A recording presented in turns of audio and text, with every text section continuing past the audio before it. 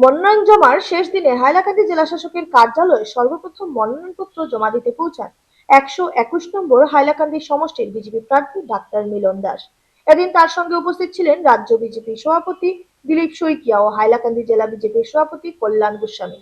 মনোনয়ন জমাকে কেন্দ্র করে কার্যালয় চত্বরে দলীয় কর্মী সমর্থকদের মধ্যে উৎসাহ উচ্ছ্বাস লক্ষ্য করা যায়। হাইলাকান্দিৰ পৰিৱেশ অভূতপূৰ্ব, স্বতঃস্ফূৰ্তভাৱে ৰাইজ ভাৰতীয় জনতা পাৰ্টীৰ NDAৰ মনোনীত প্ৰাৰ্থী মিলন দাসৰ সমৰ্থনত ওলাই আহিছে আৰু আজি হাজাৰ হাজাৰ লোকে আমাৰ মনোনয়ন যাত্ৰাৰ যি পৰ্ব সেই পৰ্বত অংশগ্ৰহণ কৰিছে আৰু ইতিমধ্যে মিলন দাস ডাঙৰীয়াই আমাৰ যি মনোনয়ন পৰ্ব মনোনয়ন পত্ৰ দাখিল সেই পৰ্ব ইতিমধ্যে সম্পন্ন কৰিছে আৰু আমি মিলন দাসক অনন্ত শুভকামনা জ্ঞাপন কৰিছোঁ।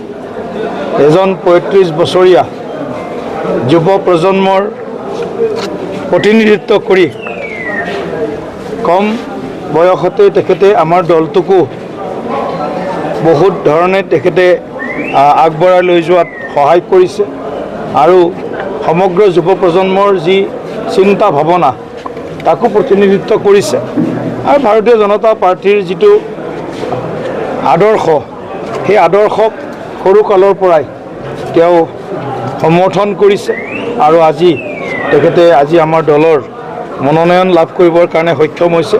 প্রথমতে আমি আজকে মাননীয় রাজ্যিক সভাপতির উপস্থিতিতে আজকে আমি মনোনয়ন দাখিল করেছি।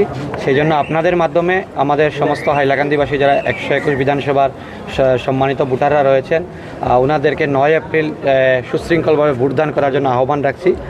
দ্বিতীয় ব্যাপার, বিগত বছর আপনি যেটা প্রশ্ন করেছেন যে আমার 29,000 টাকা আমার ছিল টোটাল অ্যাকাউন্টে, এই বছর সম্ভবত আরও কম, তার থেকে বাড়েনি।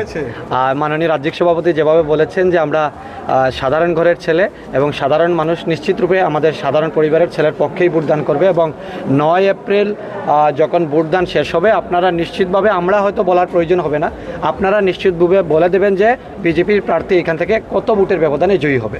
কারণ আজকের মনোনয়নের আপনারা জনস্রোত দেখেছেন, এটা থেকে মনে হয় বিরোধীরা বা যারা আমাদের সঙ্গে প্রতিযোগিতায় আসতে চায় তারা বার্তা পেয়ে গেছে যে এখানে বিজেপির মাটি কতটুকু শক্ত আছে।